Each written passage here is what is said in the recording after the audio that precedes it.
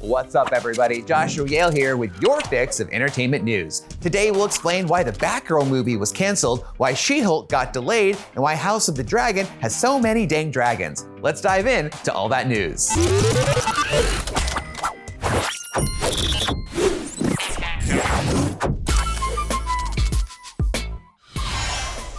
The Batgirl movie was slated for release later this year, but in a shocking move, the film has been canceled. According to Variety, studio insiders say the cancellation had nothing to do with the quality of the movie. Rather, the new management at Warner Bros. Discovery decided it didn't fit their vision for what DC movies ought to be.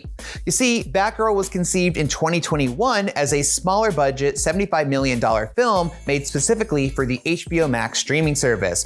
It was later bumped up to a streaming and theatrical release, the budget ballooned to $90 million, and the film was given a bigger scale with Michael Keaton's Batman joining the cast. But apparently all that was not enough for the new studio heads who took over in 2022, because they want DC movies to be big budget blockbusters specifically made for theaters. Batgirl wasn't the only casualty of this line of thinking. The Scooby-Doo animated feature Scoob! Holiday Haunt was also given the axe. Both of these movies were all but finished, which makes it all the more mind-boggling they were outright canceled. Just to emphasize, canceling a movie is not normal. Traditionally, a studio will release virtually anything, whether they think it's fresh or rotten, just so they can make back some of the money they spent. The Batgirl movie featured rising star Leslie Grace as Barbara Gordon, Brendan Fraser as the villain Firefly, J.K. Simmons reprising his role as Commissioner Gordon, and again, Michael freaking Keaton returning as Batman. That's a pretty stacked movie, but not stacked enough for WB. Warner's released a statement about the cancellation, which explains that their decision was due to a, quote, strategic shift for the DC Universe and HBO Max, and assures that axing the film had nothing to do with Leslie Grace's performance, and in fact, it says how grateful they are to the cast and filmmakers, and they can't wait to work with them again. Okay, take it from me, when your ex dumps you and that says they still want to be friends, that never works out well. The directors, who you may know from Bad Boys for Life and Ms. Marvel, made a post on Instagram saying how they were, quote, saddened and shocked by the cancellation and offered hope that maybe one day fans will get to see what they created. But seeing how strictly Warner Bros. Discovery is enforcing their new philosophy for DC films, it's hard to imagine they'll ever change their minds and at least give the film a streaming release. So for now, Batgirl joins Roger Corman's Fantastic Four in the category of superhero movies that were made but never released. So now it's time to sound off in the comments. I understand what the studio is saying, but I still think it makes no sense. I loved how they were doing the Batgirl of Burnside vibe and the costume looked great, and we've been long overdue for a Batgirl movie and it's already been shot. But what do you think? Let me know down below.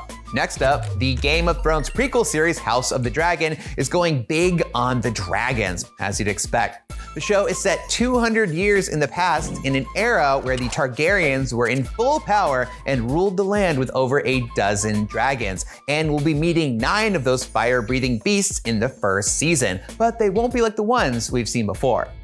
Series co-showrunner Miguel Sapochnik explained that each dragon will have distinct traits and personalities, saying, quote, one of them's got a bad leg, another one's much more like an eagle because she's kind of neurotic, and another one's like a curmudgeon-y old granny.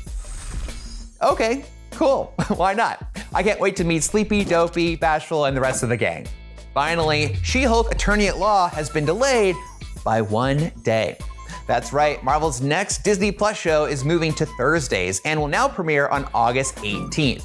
This move makes a lot of sense, as Disney's new Star Wars show Andor will be hitting on Wednesdays. Previously, the Obi-Wan Kenobi and Ms. Marvel shows overlapped on Wednesdays, so perhaps Disney wanted to avoid 2 of their biggest shows competing for the same spotlight. Finally, a corporate decision I can understand! The Shulky Show will be a half-hour comedy that runs for 9 episodes. And that is your fix of entertainment news for today. Thanks for watching. Now that you're all caught up on the news, check out who we think will be the new team of Avengers in Phase 6 of the MCU. Be sure to download the IGN app on all your devices, and for your next fix, keep it locked to IGN.com.